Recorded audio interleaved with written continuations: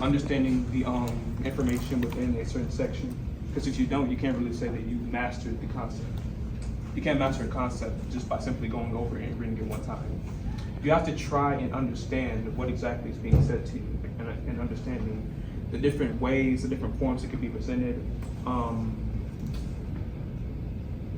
More so, just try to be on top of it as much as possible on the test, making sure that when you come, you're refreshed, you review, you make sure everything is in mind so that you understand the content better.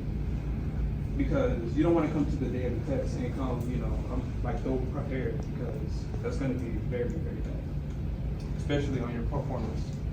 Mind you, all this does go on your transcript, and it does determine your GPA, all that stuff.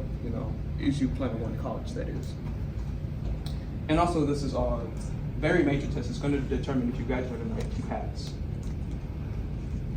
Now, more so about studying strategies. If you want to write this down, you can. You don't have to. Strategies for studying.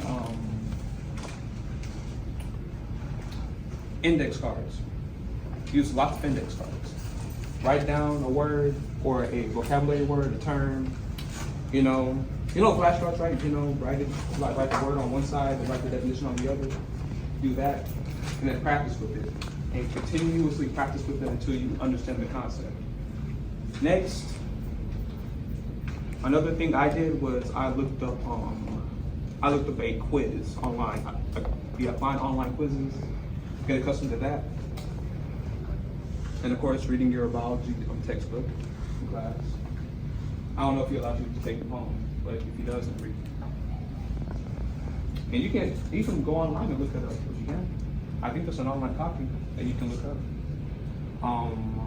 Another strategy will be finding a study group. Yeah. Find a friend, quiz each other on knowledge, and see where you guys lack at and where you excel at. And do practice tests. I think there's a few practice tests on Clever. Go to Clever, anybody, everyone, if you can, just go to Clever. There should be an app in your Clever Texas practice assessments or something like that. You can actually look up copies of like the 2016, 2015 biology tests. Those will be that's going to be very good practice when it comes to the actual test. And also, very important. The test is only like 33 questions. No, I think it's 60. 60? This yeah. one? Yeah, 60 questions. Really? Yeah.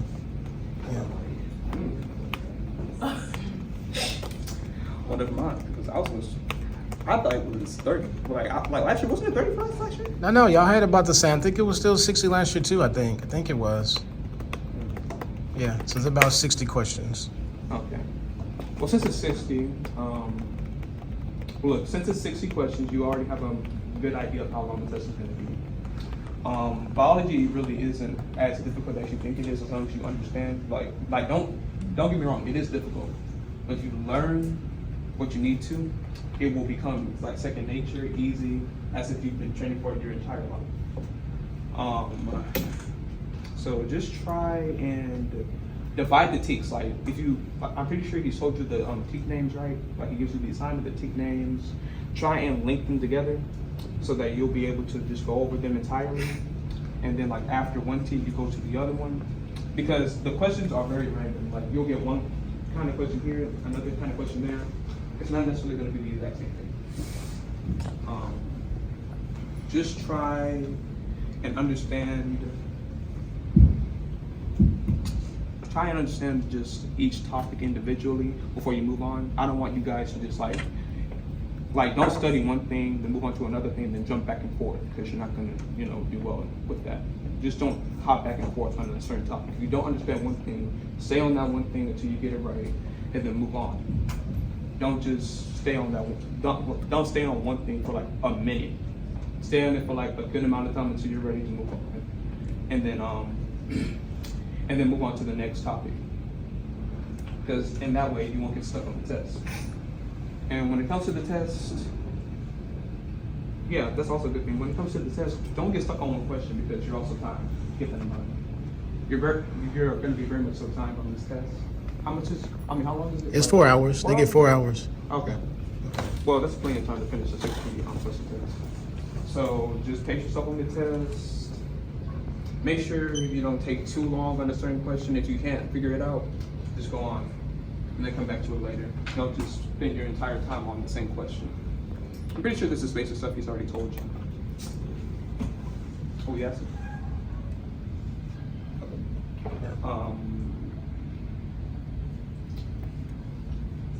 I mean, not much else. I mean, as long as you know basic vocabulary, cell cycle, alleles, dominant, recessive, so synthesis, mitosis, meiosis, stuff like that. As long as you know basic vocabulary words, you'll be fine. Yeah. There's not really much else I can say. Just try your best. You got this. You guys are incredibly smart. I heard good things about you. I heard that you guys recently you all passed your last test, your most recent test. So you're definitely smart enough to do this on your own.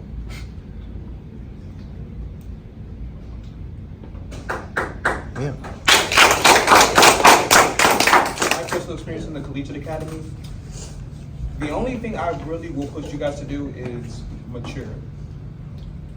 Don't study at all. Well, not at all, but like, don't focus on studying. Don't focus on your friends. Don't focus on anything else but maturing and growing as a person for your own individual sake. Because the thing with this Collegiate Academy, nothing gets easier. Absolutely nothing gets easier. It gets harder and harder as you go on throughout the year. Like even middle of the year, even with your college classes you have right now, that you're probably doing right now. That isn't easy. Raise your hand if you Google all the answers. I saw you. Raise your hand.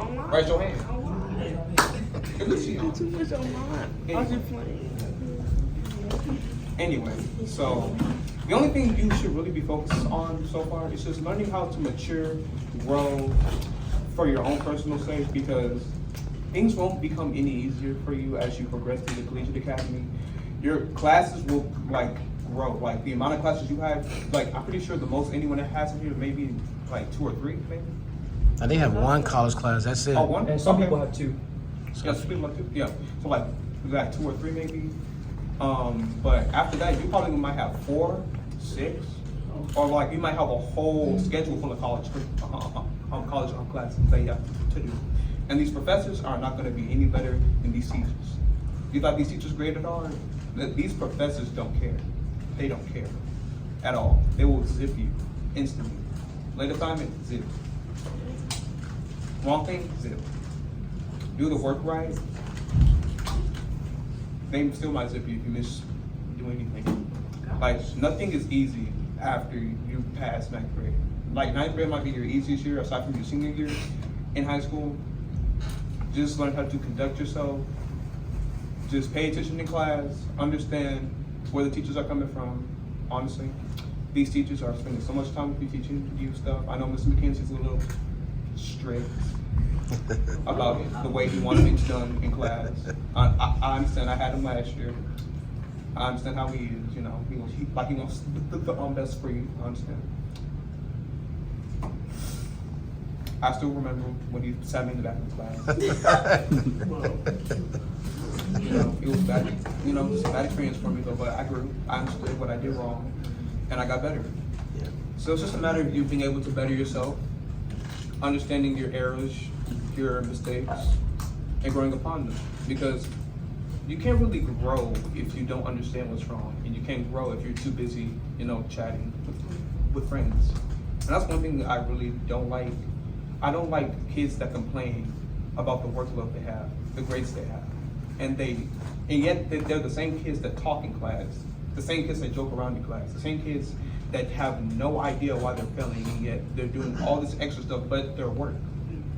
So simply do your work, study, excel in class, and you'll succeed in high school. And when you get to your senior year, it's going to be way easier than anything. All you have to do is worry about what college you're going to go to, what you're going to do after high school, and that's when you really have to grow. If you haven't matured at all during high school, you will have to do that during your senior year. because life is going to hit you. These next few years of high school are going to come quick. They're not going to stop. They're not going to get any slower. Trust me.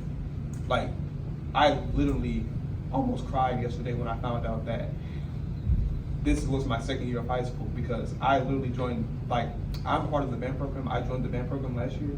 I cried literally thinking that I'm going to be 18 next year. Matter of fact, how old do y'all think I am? You look good. 16. 17. look like 16. 16. You like. Yeah, I am 16. You look 16. You look You said 30. 17. That was not me. Oh, okay. Anyway, yeah, I am 16, you know. Y'all mean. Anyway, yes, I'm 16. I have like 2 more years here until I graduate.